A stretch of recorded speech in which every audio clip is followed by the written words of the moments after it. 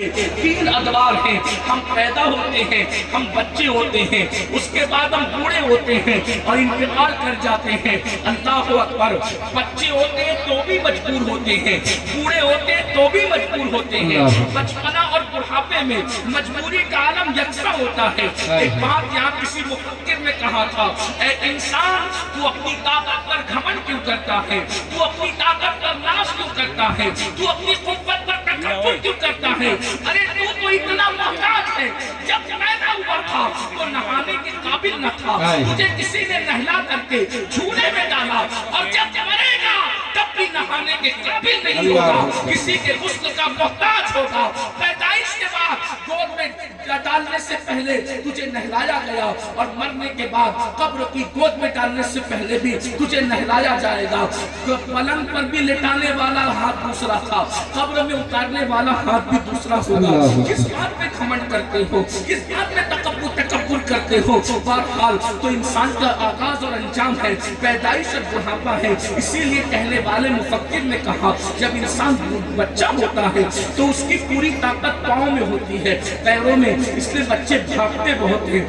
جتنا بچے بھاگتے ہیں اتنا بڑے اگر بھاگیں تو ان کو دل کا دورہ پڑ جائے، کیونکہ بچوں کے پیر میں طاقت بہت ہوتی ہے، اس لیے وہ بھاگتے دوڑتے بہت ہیں۔ اور جب انسان بوڑھا ہوتا ہے تو اس کی ساری طاقت سمٹ کر اس کے منہ میں آ جاتی ہے۔ بوڑھے لوگ بولتے بہت زیادہ ہیں، اس لیے ہم اتنا بولیں تو ہمارا بھی سر درد کرنے لگے، لیکن ساری طاقت زبان میں سمٹ کر آتی ہے۔ مگر بڑھاپے اور بچپنے کے درمیان ایک خوبصورت وقفہ ہے، ایک خوبصورت پیریڈ ہے جس کو جوانی کہتے ہیں، جس کو عالم شباب کہتے ہیں۔ اب اگر آپ سمجھ گئے کہ جوانی کیا چیز ہے، جوانی میں انسان کے سر کے بال سے لے کر پیر کے ناخن تک اللہ رب العزت طاقت ہی طاقت عطا کرتا ہے۔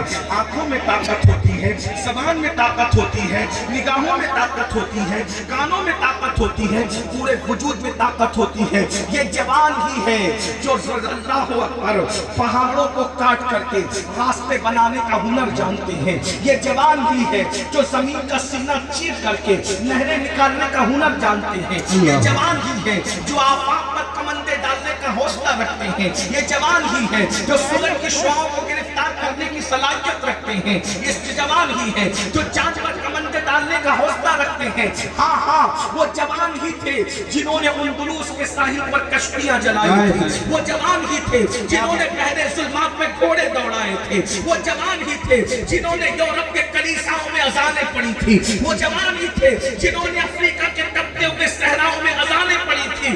اقبال کو کہنا پڑا تھا، دی اذانیں کبھی یورپ کے کلیساؤں میں اور افریقہ کے تپتے ہوئے صحراؤں میں، دشت تو دشت ہے، دریا بھی نہ چھوڑے ہم نے، بحر ظلمات میں دوڑا دیے گھوڑے ہم نے۔ نعرہ تکبیر، نعرہ رسالت، عرس قادری کریمی۔ وہ جوان ہی تھے جنہوں نے بیت المقدس پر اسلام کا پرچم لہرایا تھا۔ وہ جوان ہی تھے جنہوں نے بدر کو فتح کیا تھا۔ وہ جوان ہی تھے جنہوں نے احد کو فتح کیا تھا۔ وہ جوان ہی تھے جنہوں نے اللہ اکبر خندق کھود کر اسلام کا تحفظ کیا تھا۔ اور وہ جوان ہی تھے جنہوں نے خیبر کو فتح کیا تھا۔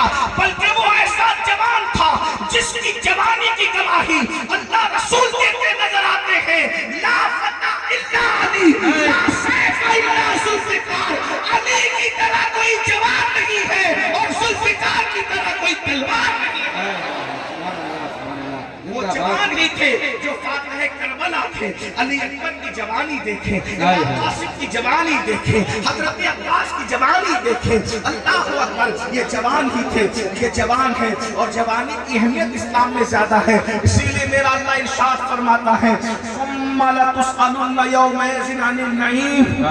قیامت کے دن ہم تم سے تمہاری جوانی کے بارے میں سوال کریں گے۔ کیا بات ہے؟ دیکھیے، میری عادت اور طبیعت میں ناراضگی نہیں، میں پوری کوشش کرتا ہوں کہ میں اپنی قوم سے ناراض نہ ہوں، بیزار نہ ہوں، لیکن اگر علمی فکری گفتگو سننا ہے تو ایسے شور میں نہیں ہو سکے گی، کیونکہ شور شرابے میں مشاعرے ہو جاتے ہیں، کوئی واعظ اور نصیحت کی محفل نہیں ہو سکتی۔